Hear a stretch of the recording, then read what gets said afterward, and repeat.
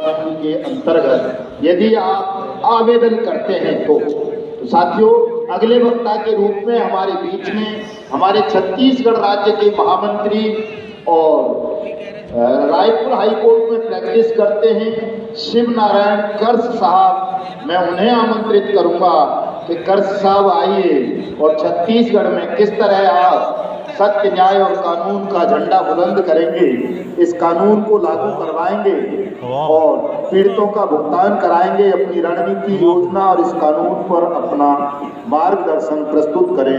Advocate Shivnarayan कर्स साहब का तमाम साथी जोरदार तालियों के साथ स्वागत करें। काला कोट इसलिए नहीं पहन के आए क्योंकि प्रतिबंधित कर दिया था सरकार ने कि काला कोट कोई पहन के आएगा तो कार्यक्रम करने नहीं देंगे। चलिए कर्स साहब, धन्यवाद। भारत माता की, भारत माता की।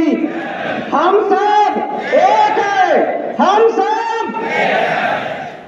हमको तो ऐसा नहीं लगता कि यहाँ मंच पर बैठे हुए तमाम साथियों ठगी पीड़ित के शिकार होंगे, क्योंकि आपकी जो आवाज है, आपकी जो बुलंदी है, वो तो इस सभागार में ही नहीं गूंज रहे हैं। तो मैं आप सभी से आग्रह करता हूँ, और यह खामोशी हमें जीने नहीं देगी। आओ या को राम मचा दे, अरे आओ या को राम मचा दे।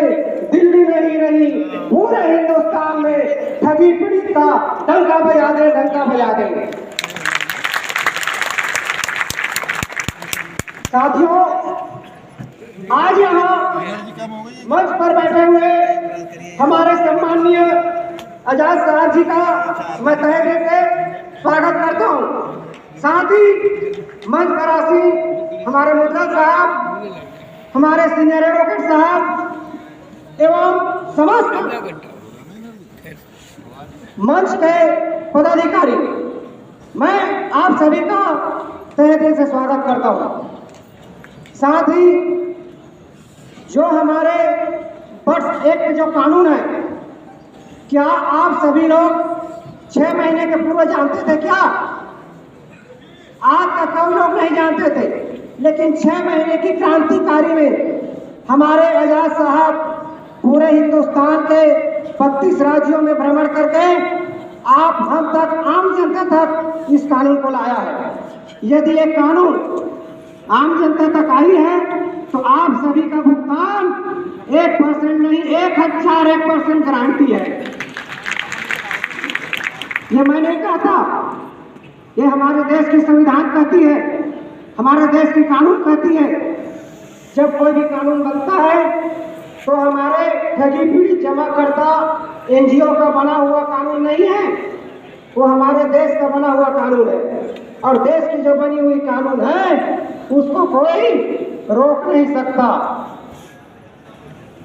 तो साथियों, जब तक हम या कानून के जो स्प्रेड होते हैं, आप सभी को मालूम होगा, एसडीओ, तहसीलदार, ब्लॉक ऑफिसर जो होते हैं उनको विधि की जानकारी नहीं होती, क्योंकि वो आईपीएस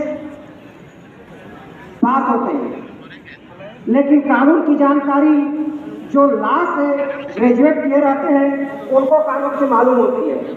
इसलिए अभी जहाँ जहाँ अगर दाखिला किया गया है, भुगतान दावा प्रारंभ किया गया है, किसी कारणवश उनको कानून की जानकारी नहीं होती, क्योंकि हमारे एडवोकेट जो साथी होते हैं उनको ज्ञान नहीं होते हैं, तो केवल जो फॉर्म, भुगतान दावा जो फॉर्म है, आवेदन है, पिटीशन जो दायर करते हैं, केवल एक ही धारा पर करते हैं। क्योंकि हमारी बर्ड्स एक्ट जो है 3 हमारे कानून से बिलोंग करती है, और उसमें जो 2019 से पूर्व हमारे हिंदुस्तान में, हमारे भारतवर्ष में जो एक्ट लागू हुआ था 1978 में, वो भी लागू होता है। उसके लिए धारा 34-35 का भी उल्लेख करें। एक साथ यदि हम उस धाराओं के साथ उल्लेखित करते हैं तो निश्चित रूप से आपकी जो आवेदन है उनको मानना पड़ेगा और आपका भुगतान सुनिश्चित है। क्योंकि कानून को पढ़ा लिखा ही व्यक्ति कानून को जान सकता है, डॉक्टर ही बीमारी के बारे में बता सकता है। अगर किसी वकील से आप पूछेंगे कि बुखार के लिए क्या टेबलेट है तो वो नहीं जानता, वो बता देगा कि आप 302 की कार्य कर रहे हैं तो आप किसी का मर्डर करते तो आप पे क्या धारा लगेगी, उसकी प्रोसीडिंग क्या है, उसकी क्रियाशैली क्या होगी। तो साथियों, आप लोगों को हैरान होने की आवश्यकता नहीं है। आपके लिए पूरे हिंदुस्तान में जितने भी हमारे सभी पुलिस साथी हैं उनके लिए एक नई कानून, एक नया ब्रह्मास्त्र आप लोगों को मिल चुका है।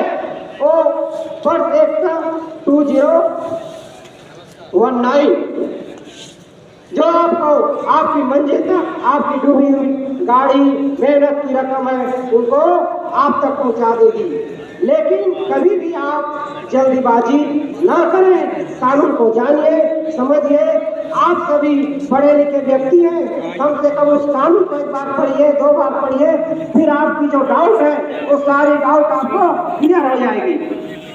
आप किसी के सहारे मत रहिए, एक बार जरूर अध्ययन कीजिए। अदरवाइज एसटीओ जो है आपकी आवेदन खारिज कर देती है। आपको इसी कानून में धारा अध्याय 6 में 18, 19, 20 आपको अधिकार देती है और उसके तहत आप अपील कोर्ट में जाते हैं। वो कानून के ज्ञाता होते हैं, वो इस चीज को समझेंगे और आपकी भुगतान सुनिश्चित करेंगे। इस चीज को आप याद रखिए।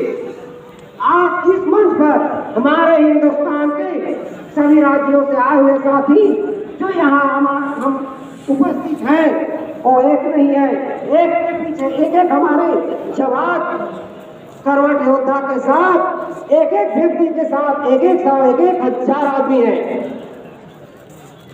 यहाँ मंच पर जितने साथी बैठे हुए हैं उनको अकेले एक मत समझिए, एक के साथ 1000